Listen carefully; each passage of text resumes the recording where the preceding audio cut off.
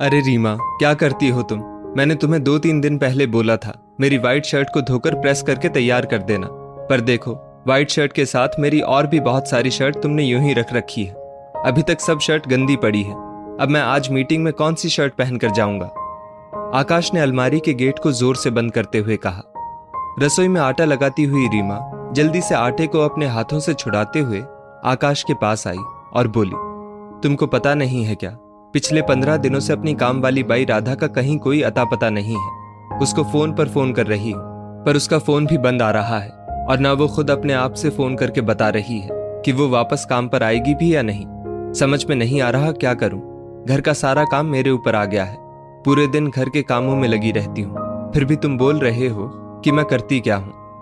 रीमा थोड़ा गुस्सा होते हुए बोली, दोनों बच्चों को देखो, उनका स्कूल का वर्क देखो, उनकी ऑनलाइन क्लास देखो। मैं अकेले क्या क्या करूं? दोनों बच्चे अभी छोटे हैं, उनका सारा काम मुझको ही देखना पड़ता है। 2 नई शर्ट पड़ी हैं तुम्हारी, इनमें से कोई देख लो। ऐसा बोलकर रीमा वापस रसोई में जाने लगी। अरे जब राधा आ ही नहीं रही तो तुम उसको छोड़कर किसी दूसरी काम वाली को काम पर लगा लो। काम वाली बाई की कौन सी कमी है? जो पैसे राधा को देते थे वही पैसे उसको दे देंगे। दिक्कत कहाँ है? आज ही मिसेस शर्मा की काम वाली से बात कर लो, कल से बुला लो उसे काम पर। क्यों इतना परेशान हो रही हो? ऐसा बोलकर थोड़ी देर में आकाश नाश्ता करके ऑफिस के लिए निकल गया। इधर पीछे से रसोई की सफाई करते हुए रीमा राधा के बारे में सोचने लगी कि आज पूरे 15 दिन हो गए।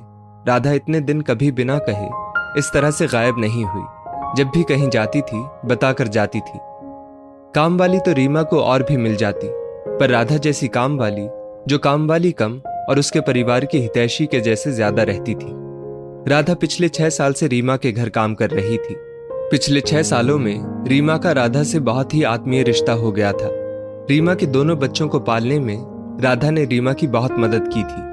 राधा करने को तो घर की साफ सफाई आती थी, पर अकेली रीमा को जब अपने बच्चों की परवरिश करते देखती तो खुद आकर बोलती, लाओ दीदी, हम आपके दोनों बच्चों को संभालते हैं। उनकी तेल मालिश करना, उनको नहलाना और उनको खाना खिलाने तक छोटे मोटे सारे काम राधा खुशी खुशी कर देती थी। वरना बेचारी अकेली रीमा पूरा दिन बच्चों को संभालते हुए थक जाती थी।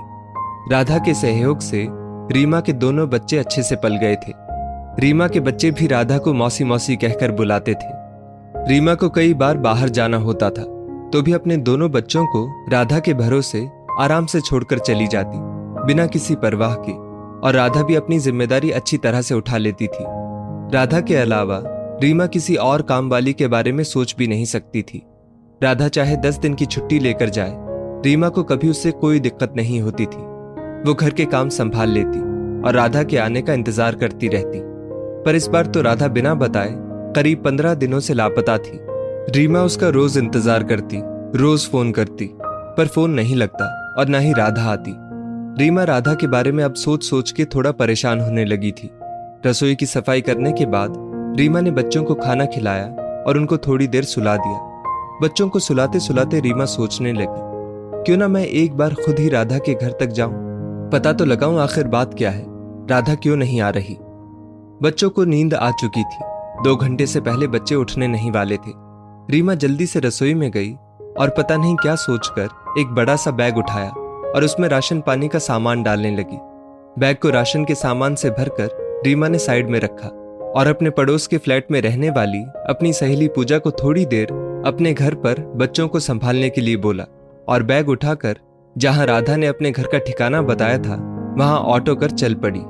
ऑटो वाले ने 20-25 मिनट ऑटो चलाने के बाद एक संकरी सी गली के बाहर अपना ऑटो रोक दिया और रीमा से बोला, उतर जाइए मैडम, आपका बताया हुआ पता इसी गली में है, आगे आप पैदल चली जाइए, इस गली में ऑटो नहीं जा सकता। रीमा ने ऑटो वाले को पैसे दिए और एक हाथ में राशन से भरा हुआ थैला उठाकर उस संकरी सी गली में, जहां घुसते ही बदबू ने रीमा का सिर चकरा दिया, रीमा ने एक हाथ से अपने साड़ी के पल्लू को अपने नाक पर लगाया और गली में आगे बढ़ने लगी। उस गली में कुछ महिलाएं अपने घर के बाहर बनी हुई थोड़ी सी जगह में बर्तन धो रही थी। रीमा ने उनसे राधा के घर का पता पूछा तो उन्होंने थोड़ी सी दूर सामने एक झोपड़ी की तरफ इशारा किया। रीमा जल्दी जल्दी अपने पैर और ज्यादा तेज चलाती हुई राधा की झोपड़ी पर पहुंच गई। रीमा ने राधा के घर का दरवाजा खटखटाया।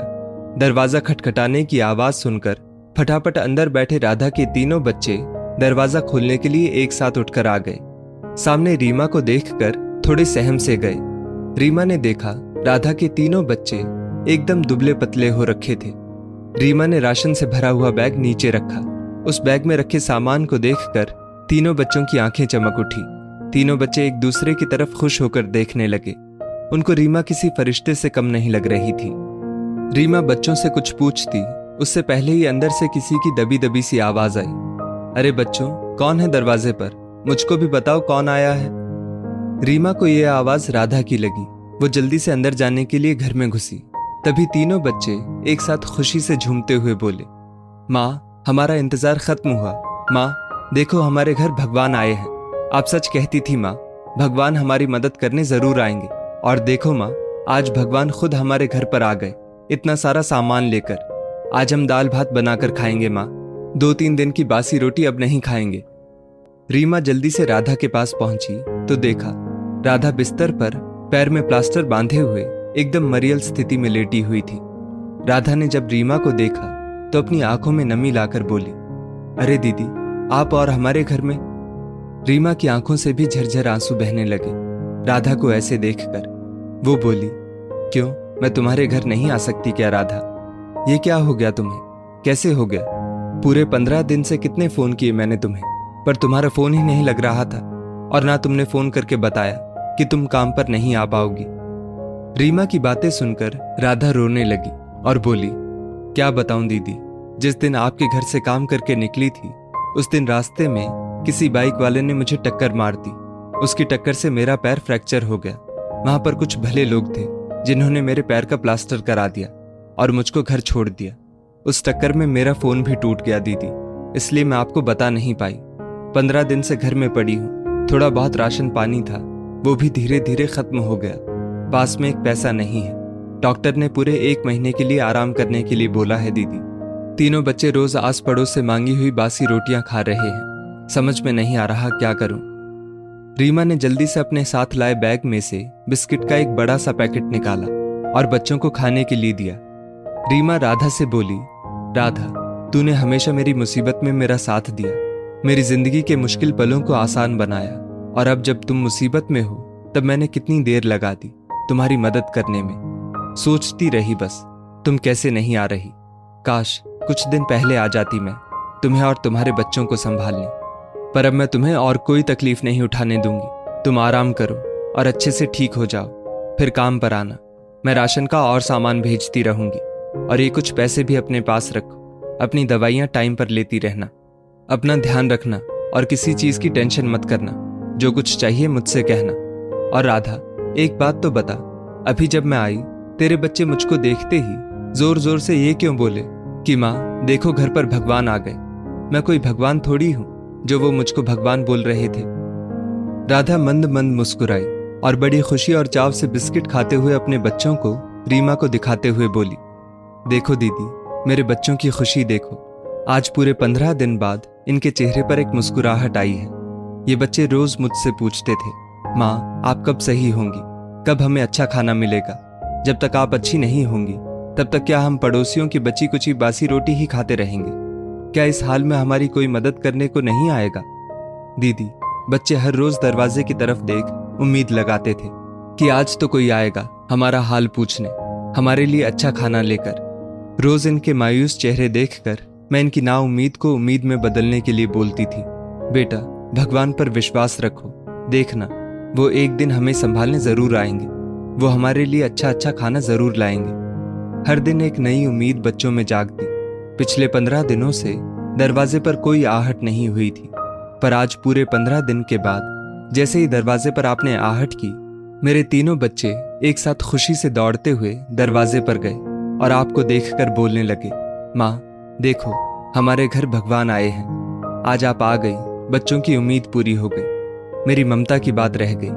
बुरे समय में जो मदद करने आता है वो भगवान ही तो बन जाता है दीदी। और सच में आप भगवान का रूप लेकर ही तो मेरे घर पर आई दीदी, वरना हम जैसे गरीबों को भगवान के सिवा और कौन संभालता है दीदी। हमारे लिए तो आप जैसे लोग जब मदद के लिए आगे आ जाते हैं तो भगवान ही बन जाते हैं। रीमा की आंखें राधा की बातें सुनकर समुद्र बन गई थी। आंसुओं की धाराएं गाल से टप टप करके नीचे बह रही थी। रीमा ने जल्दी से अपने आप को संभाला और राधा को हर 2-3 दिन में आने की बात बोलकर वहां से अपने घर के लिए निकल पड़ी। रास्ते भर रीमा सोचती रही, कितने भोले और मासूम होते हैं ये लोग। एक छोटी सी जरूरत पूरी कर देने भर से ही हम जैसे आम इंसानों को भगवान का दर्जा दे देते हैं। दोस्तों, इस स्टोरी को लेकर आपकी क्या राय है, नीचे कमेंट करके जरूर बताइएगा। और ऐसी ही और भी बेहतरीन वीडियोस के लिए हमारा पेज जरूर फॉलो करें। धन्यवाद।